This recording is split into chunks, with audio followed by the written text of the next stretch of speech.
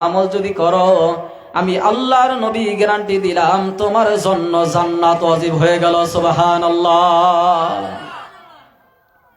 বিশ্ব নবী সাল্লাল্লাহু আলাইহি সাল্লাম এইরকম ঠান্ডার সময় একটা গাছকে ধরলেন, সেই গাছকে ধরে ঝাঁকি মারলেন, সঙ্গে সঙ্গে সেই গাছের পাতা গলে ঝরে পড়তে লাগলেন। দয়ার নবীর সাহাবায়ে কেরাম বলেন, নবী গো, আপনি গাছকে ধরলেন, গাছ ধরে ঝাঁকি মারলেন, সঙ্গে সঙ্গে গাছের পাতাগুলি ঝরে পড়ে গেল। নবী গো, এই গাছকে ধরলেন, গাছের পাতা পড়ে গেল, এটার কারণ কি? বিশ্ব নবী বলেন, এই গাছকে ধরলাম, গাছকে ঝাঁকে মারার সঙ্গে সঙ্গে গাছের পাতাগুলি যেমন করে ঝরে পড়ে গেল, আমার উম্মত যদি 5 ওয়াক্ত নামাজ পড়নেওয়ালা হয়ে যায়, এই গাছের পাতার মতো তার গুনাহগুলি ঝরে পড়ে যাবে। জোরে বলুন সুবহানাল্লাহ। তাহলে আমাদের নামাজ পড়া দরকার আছে না নাই? আছে। যদি আমরা 5 ওয়াক্ত নামাজ পড়ি, তাহলে আমাদের কি হবে? গুনাহগুলি সেই গাছের পাতার মতো ঝরে পড়ে যাবে। ঝরে বলুন সুবহানাল্লাহ। দয়াবান আল্লাহ তাআলার নবী বলেন, আমার উম্মতেরা যখন নামাজের জন্য তৈরি হয়ে যাবে, আল্লাহ রাব্বুল আলামিনের প্রধান হুকুম, নামাজ আদায় করার নিয়ত করবে, নামাজি হবে, আল্লাহকে মাননেওয়ালা হবে, আল্লাহকে ভয় করনেওয়ালা হবে। আল্লাহকে ভয় করিয়া যে বান্দা 5 ওয়াক্ত নামাজের পাবন্দি করবে, দয়াবান আল্লাহ তাআলার নবী বিশ্ব নবী মুহাম্মদুর রাসূলুল্লাহ সাল্লাল্লাহু আলাইহি ওয়াসাল্লাম বলে, শোনো ও আমার সাহাবারা, শোনো, 5 ওয়াক্ত নামাজ পড়লে আমার উম্মতের কি ফায়দা আল্লাহ তাআলা ঘোষণা করে দিয়েছেন। নবীজি বলেন, আমার কোন উম্মত যখন মাগরিবের 3 রাকাত ফরজ নামাজ আর এশার 4 রাকাত ফরজ নামাজ, এই 2 ওয়াক্তের নামাজ মিলাইলে হয়ে যায় 7 রাকাত। কয় রাকাত? কয় রাকাত হয় ভাই? 7 রাকাত। মাগরিবের 3 রাকাত ফরজ আর এশার হইতেছে 4 রাকাত ফরজ।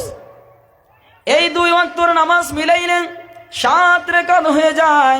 দয়াবান আল্লাহ তাআলার নবী বলেন, আমার উম্মতেরা যখন মাগরিবের নামাজ আদায় করবে, এশার নামাজ আদায় করবে, টোটাল 7 রাকাত ফরজ নামাজ আদায় করবে, জাহান্নামের 7টা দরওয়াজা আল্লাহ রব্বুল আলামিন তার জন্য বন্ধ করে দিবে। জোরে বলুন সুবহানাল্লাহ।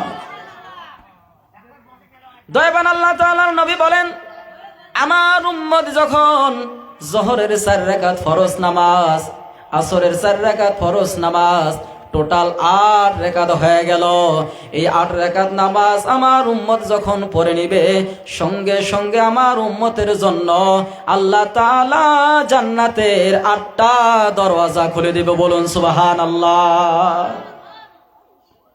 দয়াবান আল্লাহ তাআলার নবী বলেন, আমার উম্মত যখন ফজরের নামাজ আদায় করবে, ও বন্ধু গো, ফজরের নামাজ ফরজ হইল 2 রাকাত। কয় রাকাত ভাই? 2 রাকাত। দয়াবান আল্লাহ তাআলার নবী বলেন, ফজর শুরু হয়ে যায় অন্ধকার থাকতে, কিন্তু আমরা ফজরের নামাজ আদায় করি ফর্সা হওয়ার সময়। যখন আমরা ফজরের নামাজ পড়ি তখন কিন্তু কি হয়ে যায়? আলো হয়ে যায়, কিন্তু ফজরের ওয়াক্ত এসে যায় অন্ধকার থাকতেই। দয়াবান আল্লাহ তাআলার নবী বলেন, ফজর শুরু হয়ে যায় অন্ধকার থাকতে, ফজরের জামাত শেষ হওয়ার আগে আগে কি হয়ে যায়? ফর্সা হয়ে যায়, আলো এসে যায়। আমার উম্মত যখন রাতের অন্ধকারের শুরুতে ফজর এসে যায়, দিনের আলোর শুরুতে যখন ফজরের নামাজ পড়া হয়ে যায়, সঙ্গে সঙ্গে আল্লাহ রব্বুল আলামিন ওই নামাজি ব্যক্তির দিনে রাত্রির গুনাহ আল্লাহ মাফ করে দেয়। ফজরের নামাজ পড়লে রাত্রে ও দিনের গুনাহগুলি আল্লাহ মাফ করে দেয়। আমরা 5 ওয়াক্ত নামাজ পড়নেওয়ালা নামাজি মুমিন মুসলমান হইতে চাই ইনশাআল্লাহ। আল্লাহর নবী মুহাম্মাদুর রাসূলুল্লাহ সাল্লাল্লাহু আলাইহি সাল্লাম দিনের দাওয়াতের জন্য যখন তায়েফের জমিনে যায় রে বন্ধু, আল্লাহর নবী এত কষ্ট করেছে রে বন্ধু। আল্লাহর নবীর নিজ জবানে বলেন, আমি দিনের জন্য যত কষ্ট পেয়েছি, আমাকে যত কষ্ট দেওয়া হয়েছে, অন্য কোন নবীকে তত কষ্ট দেওয়া হয় নাই। তায়েফের যখন গেলেন, তায়েফের জমিনে যাওয়ার পরে বিশ্বনবী মুহাম্মদুর রাসূলুল্লাহ সাল্লাল্লাহু আলাইহি সাল্লাম তায়েফের জমিনে গেলেন।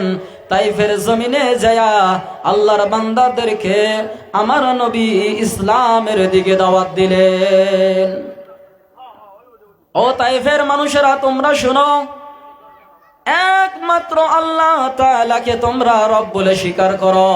তোমরা পড়ে নাও লা ইলাহা ইল্লাল্লাহু মুহাম্মাদুর রাসূলুল্লাহ। এটা যদি তোমরা পড়ে নিতে পারো, আল্লাহ তাআলা তোমাদের তামাম জিন্দেগির গুনাহ আল্লাহ মাফ করে দিবে। জোরে বলুন সুবহানাল্লাহ। তায়েফের জমিনে বিশ্বনবী যখন দাওয়াত দেয়, সেই তায়েফের জমিনে বিশ্বনবী সাল্লাল্লাহু আলাইহি সাল্লামের কথা তো মানলেন না। সেই সময় তায়েফের জমিনে যারা লিডার ছিল, বড় বড় নেতা ছিল গো, তারা কিছু সংখ্যক যুবককে বলল, ও শোনো, এই পাগলের কথা শোনা যাবে না। এটা অন্য কোনো মানুষ নয়, ভালো মানুষ নয়, এটা হলো পাগল। এই পাগলকে তোমরা তায়েফের জমিন থেকে তাড়িয়ে দাও। এই পাগল যদি না যাইতে চায়, এই পাগলকে পাথর মেরে এই তায়েফের ময়দান থেকে বিদায় করে দাও। এই পাগল আমাদের ধর্ম নষ্ট করার জন্য আসছে। এই পাগল কি একটা ধর্মের কথা বলে, এই পাগলের কথা শোনা যাবে না। এই পাগলকে এই দেশে থাকতে দেওয়া যাবে না।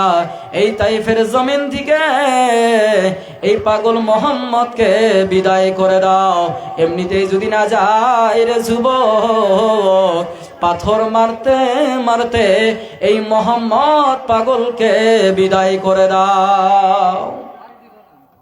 যখন এই ধরনের কথাগুলি বললেন, যুবকরা কি করলেন? বিশ্বনবী সাল্লাল্লাহু আলাইহি সাল্লামের দিকে থুথু নিক্ষেপ করলেন, বিভিন্ন ধরনের অকাট্য ভাবে গালি গালাজ আরম্ভ করে দিলেন। বিশ্বনবী গো এমন আদর্শের নবী ছিলেন, সেই তায়েফের যুবকদের সঙ্গে কোনো ধরনের খারাপ ব্যবহার করে নাই। আল্লাহর নবী সাল্লাল্লাহু আলাইহি সাল্লাম দাওয়াত দিলেন, ও যুবকেরা রে শোনো, তোমরা আমাকে কিছুই বলিও না, মহান আল্লাহ তাআলার বুকে ঈমান এনে নাও। তোমরা যদি আল্লাহর উপরে ঈমান এনে নাও, আল্লাহ তাআলা তোমাদেরকে মাফ করে দিবে। জোরে বলুন সুবহানাল্লাহ। তায়েফের যুবকেরা কোনো কথা শুনলেন না। সেই তায়েফের যুবকেরা কি করলেন? বিশ্বনবী সাল্লাল্লাহু আলাইহি সাল্লামকে পাথর মারতে আরম্ভ করলেন, বৃষ্টির মতো পাথর নিক্ষেপ করতে লাগলেন। আল্লাহর নবী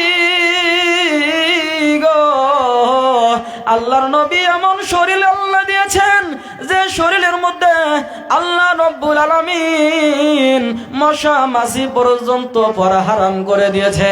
আল্লাহর নবীর 63 বছর জিন্দেগিতে কোনোদিন একটা সেকেন্ডের জন্য আল্লাহর নবীর চেহারা মোবারকের মধ্যে কোনো মশা মাছি পড়ে নাই। সেই শরীর মোবারকের মধ্যে তায়েফের যুবকেরা গো বৃষ্টির মতো পাথর